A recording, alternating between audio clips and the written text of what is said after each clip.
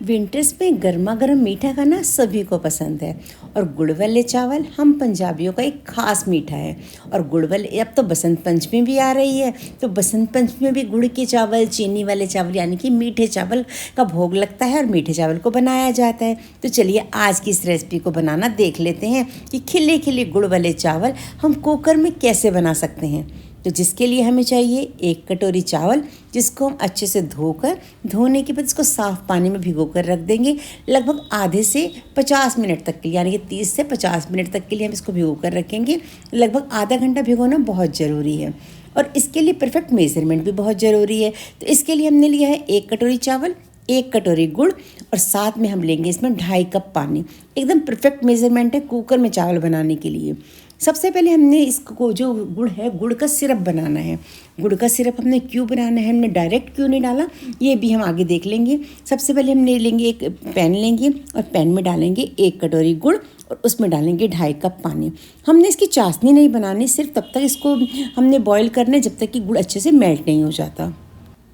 अब चावल को हम बना रहे हैं कुकर में, तो कुकर में हम डालेंगे 1 से 2 बड़े चम्मच घी के, क्योंकि मीठा है और मीठा हमेशा घी में अच्छा बनता है। और ये मेरा घर का घी है जिसकी खुशबू बहुत ही बढ़िया है। तो इस घी के साथ जब हम ये चावलों को बनाएंगे तो चावलों का स्वाद और भी बढ़ जाएगा। तो 2 बड़े चम्मच, मतलब घी की कंजूसी ना करें, इसमें हमने 2 बड़े चम्मच अच्छे भर के घी के डाले हैं। साथ में इसमें डाले हैं खुशबू के लिए 2 तेज़पत्ता, 1 दालचीनी का टुकड़ा, 3-4 लौंग, 3-4 छोटी इलायची और सौंफ, नारियल और किशमिश। इन 3 चीज़ों से जो गुड़ वाले चावल है उसका टेस्ट इतना बढ़ जाता है, मतलब आप कुछ भी स्किप कर दें लेकिन इन 3 चीज़ों को बिल्कुल स्किप ना करें, बिल्कुल ना छोड़ें, यानी कि सौंफ, किशमिश और नारियल। अब गुड़ वाले चावल जब भी बनाएं इनको ज़रूर डालें। यहाँ पर मैंने किशमिश, नारियल, थोड़े से ड्राई फ्रूट लिए हैं जिसमें से काजू और बादाम लिए हैं, जिनको 2-2 टुकड़ों में काट कर लिए हैं। और साथ में जब घी में जैसे ही हमारे मसाले रोस्ट हो गए तो हमने साथ में ड्राई फ्रूट भी डाल दिया ताकि वो भी अच्छे से रोस्ट हो जाएँ। एक बार हम इन मसालों के साथ इस तरह से गुड़ वाले चावल बना के देखिए, सही में आपको हर बार यही वाला रेसिपी पसंद आएगी कि इसी तरह से गुड़ वाले चावल को बनाना चाहिए। जैसे ही हमारे ड्राई फ्रूट रोस्ट हुए, मैंने थोड़े से ड्राई फ्रूट गार्निश के लिए निकाल लिए और जो भीगे हुए चावल थे उसका सारा पानी हमने ड्रेन आउट कर लिया और चावल को हमने वापस से घी में डाल दिया और 1 मिनट तक चावलों को इस ड्राई फ्रूट से हल्का सा रोस्ट कर लेंगे। हल्का सा रोस्ट करेंगे, बहुत देर नहीं लगाएंगे और हल्के हाथों से रोस्ट करेंगे ताकि चावल के टूटे नहीं। जैसे ही चावल हल्के से रोस्ट होंगे, हमने जो यहाँ पे गुड़ का सिरप बना के रखा था उसको लेंगे। यहाँ पर देखिए गुड़ अच्छे से मेल्ट हो गया और पानी में उबाल भी अच्छा आ गया। अब हम इस पानी को जब इसमें गुड़ चावल में डालेंगे तो छान के डालेंगे ताकि जो गुड़ में कोई भी हल्की सी डस्ट वगैरह है तो वो छन्नी पर ही ऊपर रह जाए। यहाँ पर हमने सारे पानी को चावल के साथ डाल दिए हैं, क्योंकि हमने 1 कटोरी गुड़ लिया था, 1 कटोरी चावल थे और 2.5 कप हमारा पानी था। थोड़ा सा पानी, हम लगभग 2 चम्मच के करीब पानी को इसी के बीच में इस सिरप को छोड़ देंगे और बाकी पानी सारा हम इसके अंदर कुकर में डाल देंगे। इस पानी को हमने क्यों छोड़ा मैं अभी आगे बताती हूँ। सबसे पहले हम चावल को हल्का सा हिला लेते हैं और उसके बाद कुकर के ढक्कन को बंद कर देते हैं। अब चावल को हल्का सा हिलाएंगे और कुकर की लिड को बंद कर देंगे और इस पे 2 सीटी आने देंगे। पहली सीटी तो हमारी पूरी आएगी।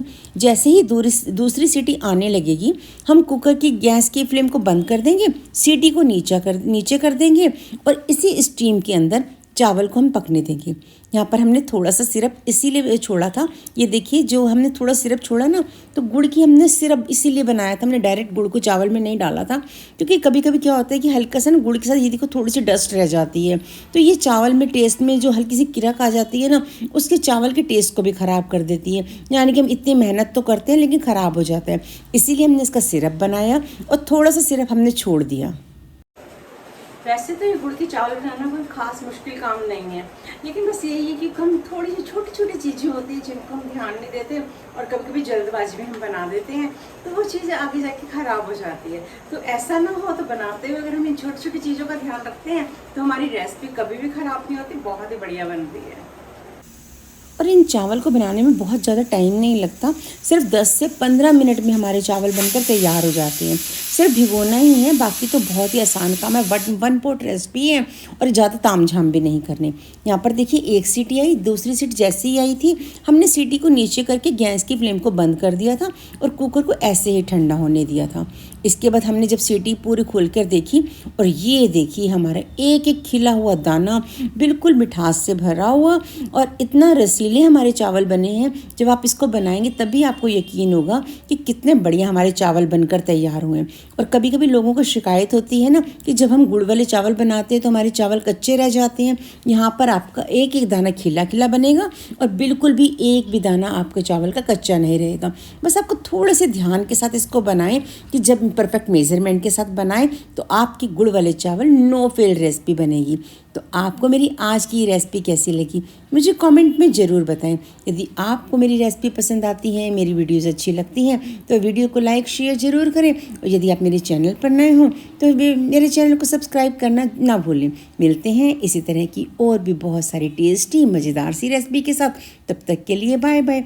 मुझे तो इन चावल के ऊपर ना हल्का सा ऊपर से ड्राई फ्रूट और थोड़ा सा घी डाल के खाना बहुत पसंद आता है। खैर जैसे आपको पसंद हो आप वैसे भी खा सकते हैं, बिना घी डाले भी ये बहुत ही मज़ेदार है। तो मिलते हैं इसी तरह की और भी रेसिपी के साथ।